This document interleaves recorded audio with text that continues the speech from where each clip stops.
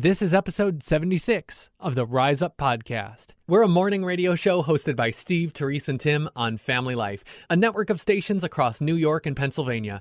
Our podcast is a weekly conversation that will help you think and grow in your faith. If you haven't already, subscribe today so you don't miss a single episode, and find out more about our show at familylife.org. Thanks for making us part of your morning routine. It's Rise Up with Steve, Terese, and Tim on Family Life. Well, that's lost forever. Well, maybe you thought you lost something for good once, but then at long last, you found it. So we're wondering about that. What's a story that comes to mind? The longest you ever went before you found something you thought was lost for good? Time is an interesting thing when you say, how long have you lost something? Because sometimes you could say years and years and years. Other times, if you just said minutes and you're like, well, the minutes thing, that can't be as bad as losing something for several years. And that could be in many cases. But when that first thing that came to my mind instantly, and it takes me back almost to the dramatic fear, when I say lost a child, my firstborn. Yeah. It doesn't take you very long before you go into panic mode. And I'll never forget it. It was on a Memorial Day weekend, and it was pouring rain, so we were not going to go to the swimming pool on this Memorial Day because it was pouring. So we went to a fast food location that we thought we'd have some daddy-daughter time and have, a little snack, something to do indoors because it was pouring rain. So we get in line, and the place is packed. I mean, people just everywhere. It's not one of those things where just a few people are in this fast food place. There was lots of people there.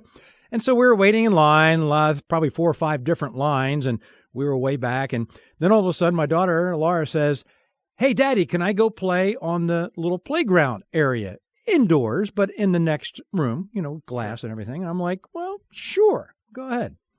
She's at the age where she had never been up into she was tiny, and she would just jump on this little thing and stay down at almost ground level. That's the only thing she'd ever done before. And so that's all I was used to. So I waited in line, got the food.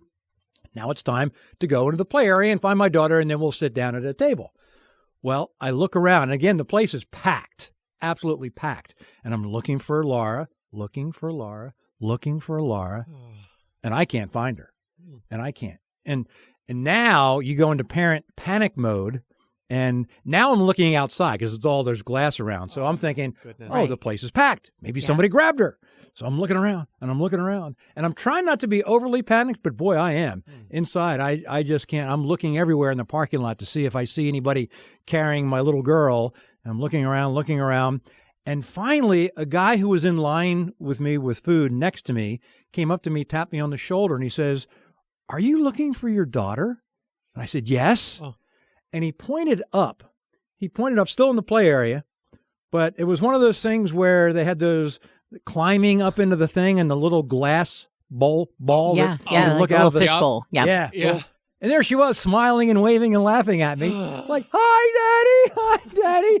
And I'm like, the whole episode probably lasted, I'm just guessing now, maybe 2 or 3 minutes. Sure. But a lot longer. Forever. Eternity. Forever, because she had never climbed up that high before. So if Laura didn't know that she was lost, was she actually lost? Oh, that's a great question. Right. That's a great question. Now, she knew exactly where she was. She knew where she was. Exactly. And she was having fun. Someone on the other end, right. It's like my keys probably are having fun while they're somewhere, and I can't find them either. That other sock's having a great time out there somewhere. Yeah. Anyway, so when it was lost, and so thankful, and it didn't. The point there was it wasn't lost for a very long time, but it was very meaningful and valuable. Yeah. Well, there's not much that needs to be fixed that my husband, Scott, can't figure out how to do. And so when we moved into our house, the basement was completely unfinished, but it had great potential. So he decided he would finish off that area, and it meant, doing some special stuff on the walls and framing in and putting up drywall and hanging the ceiling. And,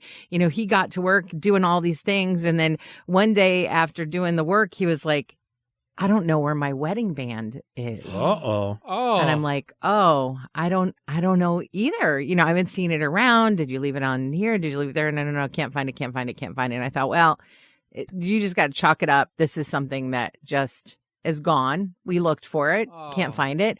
just go get another one, And so you don't like to spend money on something that you already had, but you just do it, So we went to the jeweler, got another wedding ring, and everything was fine. And then we used that finished off family room for years, all kinds of things, homeschooling and playing and sewing and watching movies and doing puzzles. And then my kids grew up and it was time to say goodbye to the toy box. So I began going through things. Some things you toss, some things you donate, some things you give away, some things you sell. And then at the very bottom, there was a wedding band. And it had just fallen off of his hand while he was doing some work. Maybe got wrapped up in some toys or fell right into the toy box. I don't know, but it was years and years and years later. And so he found it. And now he has 2 of them. And so I do till actual real, better believe it, death do we part. Okay, but that could have been a lot more expensive, though. I mean, if you decided to get another ring and go, hey, Scott, let's have a whole nother ceremony. Let's invite people and let's get another. Well, it could have been. Yeah, it could have gone. You could have gone for that. JK found it. The one for me that was like gone for the longest amount of time, it's not a long story. It was just so bizarre. I lost my key to my dorm room. And my last year of college, I lived with my wife in town, not in the dorm anymore because we're married. And then when we move out after graduation, I found my dorm room key in my freezer. So wait, what? Yeah, it was there for like 2 years, I guess. I have no clue. Some kind of David Blaine sort of illusionism is must have how that got there in my freezer. But other than that, this wasn't the longest time I had gone before finding something. But to me, it felt like the most unlikely when I lost my special Bible. It's a waterproof Bible. It was like for backpacking and stuff. I had this waterproof Bible. My brother and I were coming back home from a ministry event. And as we were driving, I realized it hit me. Oh no, I put my Bible on top of our car.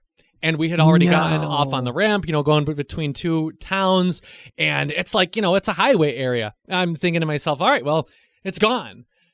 But let's turn around just in case, just because, let's see, on the slightest hope of a chance, maybe. So we turned around, and there we found, on the side of the highway, could that be what that is, flapping in the wind? We pulled over, got out, there's my Bible, waterproof Bible with those tough kind of rubbery pages. Yeah, they had some tire marks on them, literally, but because this was a unique Bible, it made it through it. And yeah, I carried that along with me. Found that to be the most unlikely thing to find after it was lost. I don't think it's the most unlikely. What about if you had found that frozen dorm key with it too? That would have been really unlikely. How did this happen? And then Teresa's wedding band, Scott's wedding band. Right. And standing by the side of the road is Laura. Laura holding these things. Here they are for you. I had them all along. That would have been the weirdest. That would have been the strange. And what a great movie that would have been. It wasn't. But, not giving up on losing something. Right. Exactly. How about, is it someone you've been praying for a long time? That's the thing. It could seem so unlikely. It could be a child, an adult child. It could be a friend, a long-lost friend who you think, well, they went off the deep end. I guess that's it for them. But time and time again, don't give up praying. Those faithful prayers, those long-term prayers, maybe they're grandma prayers that she's been saying for years for somebody. And then you see they come back to the Lord after it's been so long that it seemed like they were never going to come back around again. I've heard those stories. I've seen those things happen. If there's somebody who they are lost, don't give up. Keep praying, because the one who knows where they are, he can find them. They're morning people because they love mornings and people. It's Rise Up with Steve, Terese, and Tim on Family Life. Such a romantic thing for my wife to tell me recently. She said, you know what? You don't twitch as much in your sleep as you used to. Tell me you've been married for a hot minute without telling me you've been married for a hot minute. I'll tell you. And I said, that's good, I guess. Thank you. I'm not sure what to say to that. Thank you. What's the reply? Thank you, perhaps. But come on, you've all been there in the middle of a dream, and all of a sudden you twitch and do something. Yeah. We are a lot like, human beings are a lot like octopuses in that Wait, way. They what? did studies and The octopuses. octopi. Yeah, them too. Yeah. Or octocake, I guess. Octopi, octocake. Whatever happened. Anyway, my point They is. twitch in their sleep? They do, and this is so bizarre. This morning I woke up and I said, did that really happen? And I looked in the mirror. Maybe, I don't know if you guys can see this, and I have a little cut right on my forehead. Did you hurt yourself? I twitched. I wouldn't must have have. It was like I twitched. You and flailed. I flailed, and Octopus flail. my. I guess I need to cut my fingernails more. But I put a little cut in my forehead because I flailed. Can you imagine if I was an flailing octopus Steve. and that happened? I'd be slicing my head. The octopus ate them all over the place. Ouch! We hope the rest of your day is just as much fun as this. You're listening to Rise Up on Family Life. Ooh, it's hot, but let's put a positive spin on that in just 5 words or less. Andrew in Houghton says, pool time all day, every day. I like that. Dee is in Western New York. She says, thank God for air conditioning. Yes. And then Brett in Shippenville says, feel the heat, still alive. And he follows it up by saying, where we're going eternally, there is no excessive heat. Ooh, that's good, right? My name is Gary, and I live in Campbell. Well, hello, Gary in Campbell. How are you today? I'm fabulous. It is hot. You know that, right? It's hot. I love it. All right. Well, it's Positive Thought Thursday. Tell us something good, something positive about the hot weather in 5 words or fewer. I don't shovel snow. We like that. Wait. Give it to us one more time. I don't shovel snow.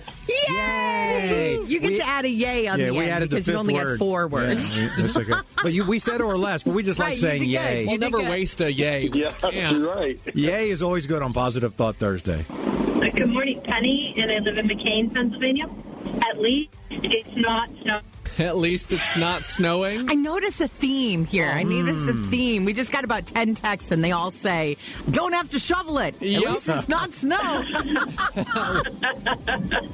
My name is Kathy, and I live in Venice Center. Okay, yeah, 5 words or less. Positive Thought Thursday. The heat. I'm so warm, I'm glistening. Oh, yes, you are. I love it. It's Steve, Terese, and Tim helping you to rise up on Family Life. A friend you can turn to. I have some friends who say, well, I'm not going to eat this. And I was like, why? Have you tried it? No. And I'm like, well, try it. And then I see this food that's everywhere I look now. I don't know why this food is trending. Exactly. Why? Yeah. And I've never tried it, but I don't. Okay. Sorry, I don't want to be a hypocrite. It's like Right. sardines. Oh. Sardines. It's like They're I've never, so cool now. They're on all the gourmet websites and If people ask me, do you like sardines? I go, no. Have you ever had one? But- No, I never have. Never tried. I know, and I should Okay. like them. Hence, maybe I like- hypocrisy. I like Okay. fish. Mhm. Yeah. So, I mean, but why don't... Is it the can? Do you not eat fish out of a can? No, I have tuna. I mean... Here's where I think the difference is for me between tuna and a sardine. Okay. I open a can of tuna and I see tuna. Tuna. Yeah. I don't see the entire tuna. Oh, like the whole right. fish, right? Okay. When I open a can of sardines, I'm like, oh, hello, little fishies. He's looking at you. He's Yeah. staring And then, at you. but then it's like, well, if I were to mash that up and mix it with some Oh. mayonnaise or some olive oil and some salt and pepper and put it on a cracker, would it be that different than tuna? because and you'd know what you did. You'd remember what you did to that little fish. So don't some people just take the can and eat the sardines right out of Yes. the Some do. Just like or olives throw them on a things, piece of bread. I mean, Right. it's French culture. They're all about these poissons. Brian Winters, a week on New York. right? Sardine fan, huh? Yes, sir. All right, what do I do with them? Stuff them with cream cheese. Ooh. Okay. So you Stuff 'em with open up cream the cheese. sardine and you smear some cream cheese in, and then you just eat it. That's right. When you get your sardines, do you get the ones without the bones? Because I've heard the bones are edible, but I don't know if I could do that. Oh no, it's all good. It's don't all- even taste. We've got it on Ryan's Get- word. It's get the all ones- good. Get the ones that are hot and spicy. Have you ever Hot witnessed and someone spicy. like me who say I don't like sardines, and you just say try them, and then they try them and they go, hey, you're right, they're good. Have you ever witnessed that? Yep. And the more you eat it, the more you'll like it. Okay, we got to All right. commit here. Now, do you think it's bad form to bring a can of sardines into work and leave them in the work refrigerator opened for several days? No. Okay, you gotta draw the line somewhere. Sharing the message of hope. It's Rise Up with Steve, Terese, and Tim on Family Life. All right, in this corner, we have Tim Powers, who loves the mess of the s'mores.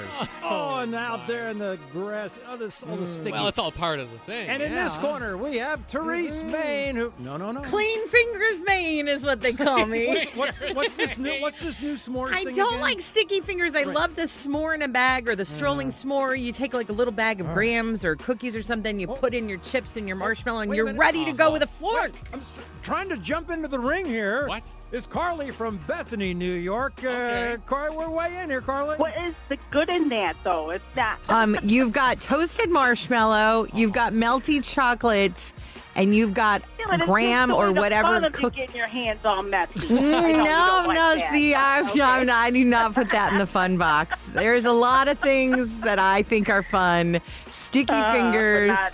Okay. My kids, I think, went most of their adolescence never having waffles or pancakes or French toast because one drop of syrup on the table somehow contaminates the entire thing, and it's sticky for weeks. And if you've ever been to a diner, you know what I'm talking about. That's true. Yeah, well, I'm old enough now where I've got the grandkids now, so it's Well, like, when I have grandkids, I think I'll let them bathe in maple syrup. But for my children, no. Send them home sticky. May the blessings of the Lord be with you in all that you do today. This is Rise Up on Family Life.